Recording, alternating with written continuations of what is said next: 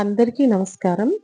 ఈరోజు మనం ఒక అద్భుతమైన పవిత్ర క్షేత్రం గురించి తెలుసుకోబోతున్నాం.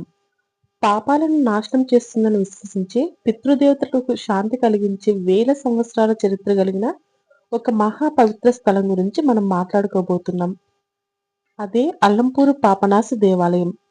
ఈ క్షేత్రం తెలంగాణలోని అల్లంపూర్ ప్రాంతంలో ఉంది. ఇది సాధారణ గుడి కాదు, ఎంతో ప్రాచీనమైన శైవ క్షేత్రం. ఇక్కడ ఉన్న ప్రతి రాయి, ప్రతి శిల్పం, ప్రతి గోడ వెనుక ఒక గొప్ప చరిత్ర దాగి ఉంది. ఇక్కడికి వెళ్ళిన వాళ్ళు చెబుతారు, ఈ స్థలం దగ్గరికి వెళ్తే ఒక ప్రత్యేకమైన ఆధ్యాత్మిక శాంతి కలుగుతుందని. పాపనాశి అనే పేరుకే ఒక అర్థం ఉంది. పాపనాశనం అయ్యే స్థలం అనే అర్థంతో ఈ పేరు వచ్చింది. పురాణాల ప్రకారం ఇక్కడ శివుడిని దర్శిస్తే గత జన్మ పాపాలు కూడా తొలగిపోతాయని నమ్మకం ఉంది. అందుకే ఈ ప్రాంతానికి పాపనాశి అనే పేరు వచ్చింది. ఇక్కడికి వచ్చిన భక్తులు ముందు నదిలో స్నానం చేసి తరువాత స్వామిని దర్శించుకుంటే మంచి ఫలితాలు వస్తాయని విశ్వసిస్తారు. ఈ క్షేత్రంలో ఎంతో ప్రత్యేకంగా ఉండటానికి కారణం ఏమిటంటే, ఇది నదుల సంగమానికి దగ్గరగా ఉండటం. కృష్ణా మరియు తుంగభద్ర నది కలిసే ప్రాంతానికి సమీపంలో ఈ దేవాలయం ఉంది. నదుల సంగమం అనేది హిందూ సాంప్రదాయంలో చాలా పవిత్రంగా భావిస్తారు.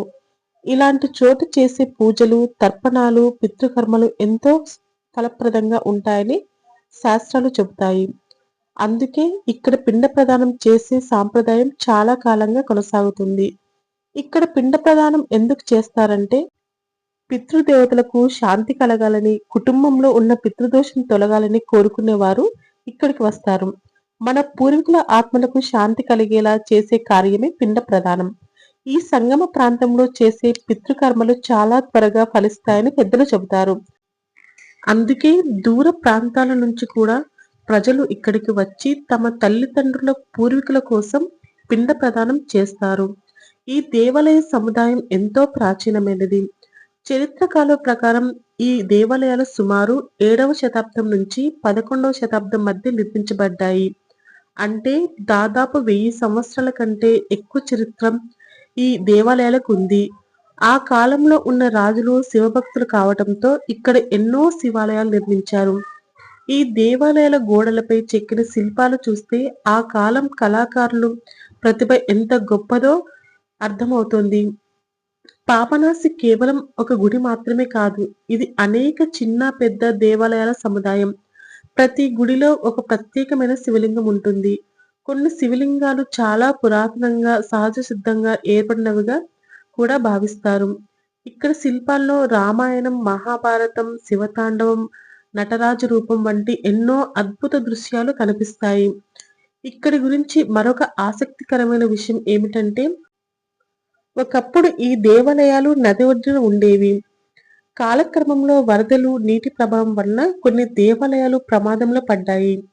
తర్వాత శ్రీశైలం ప్రాజెక్టు నిర్మాణం సమయంలో నీటిలో మునిగే పరిస్థితి రావడంతో ఈ దేవాలయాలను జాగ్రత్తగా పైభాగానికి మార్చి పునర్నిర్మించారు. అలా ఈ ప్రాచీన సంపదను కాపాడారు. పాపనాశి క్షేత్రం గురించి స్థానికంగా కొన్ని రహస్యాలు చెబుతారు. ఇక్కడ రాత్రి వేళలో ఎంతో ప్రశాంతంగా ఉంటుందని కొంతమంది భక్తులు చెబుతారు. ఇక్కడ ధ్యానం చేస్తే మనసుకు ఒక ప్రత్యేకమైన శాంతి వస్తుందని, ఈ ప్రాంతంలో శివుడి శక్తి ఎంతో బలంగా ఉందని పెద్దలు చెబుతారు.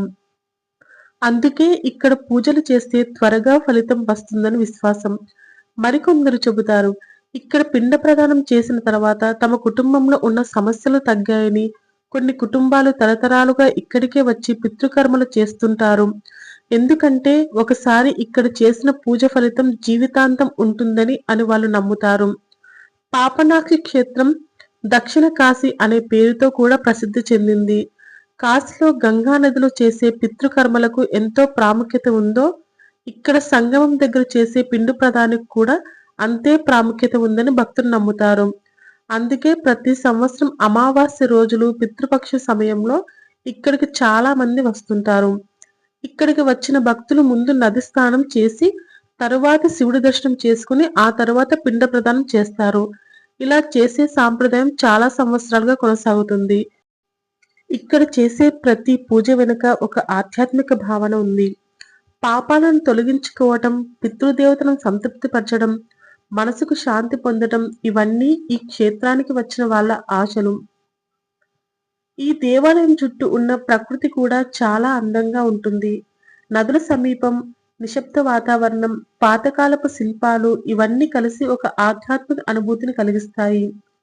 అక్కడ నిలబడితే కాలం వెనక్కి వెళ్ళినట్టుగా అనిపిస్తుంది. 1000 సంవత్సరాల క్రితం ఉన్న రాజులు, భక్తులు ఇక్కడే నడిచారనే భావన వస్తుంది. ఇక్కడ శివలింగాలు సాధారణంగా కనిపించవు. కొన్ని లింగాలు ప్రత్యేకమైన ఆకారంలో ఉంటాయి. కొన్ని సహజంగా ఏర్పడినట్టుగా కనిపిస్తాయి. అందుకే ఈ దేవాలయం కేవలం పూజా స్థలాలు మాత్రమే కాకుండా చారిత్రక సంపదగా కూడా భావిస్తారు. ఈ క్షేత్రం గురించి తెలిసిన కొద్దీ ఆశ్చర్యం పెరుగుతుంది. ఇక్కడ ప్రతి రాయి ఒక కథ చెబుతుంది. ప్రతి శిల్పం ఒక పురాణాన్ని గుర్తు చేస్తుంది. ప్రతి పూజ ఒక విశ్వాసాన్ని బలపరుస్తుంది. అందుకే ఈ దేవాలయం భక్తుల హృదయంలో ప్రత్యేక స్థానం సంపాదించింది. ఇలా వేల సంవత్సరాల చరిత్ర, ఆధ్యాత్మిక శక్తి, పితృకర్మల పవిత్రత కలిసిన ఈ పాపనాశ క్షేత్రం నిజంగా ఒక మహాపుణ్యస్థలం. ఇక్కడికి వెళ్లి స్వామిని దర్శించుకోవడం, పితృదేవతలకు పిండ ప్రదానం చేయడం మన సంస్కృతిలో ఎంతో గొప్ప సాంప్రదాయం. మీరు కూడా జీవితంలో ఒకసారి అయినా ఈ పవిత్ర క్షేత్రాన్ని దర్శించుకొని ఆ అనుభూతిని పొందాలని కోరుకుంటున్నాను. ఈ పవిత్ర స్థలం గురించి మీకు తెలిసిన విషయాలు ఉంటే కామెంట్లో చెప్పండి. ఈ వీడియో నచ్చితే లైక్ చేయండి, షేర్ చేయండి. మరిన్ని ఇలాంటి ఆధ్యాత్మిక విషయాల కోసం నా ఛానల్‌ను సబ్స్క్రైబ్ చేసుకోండి.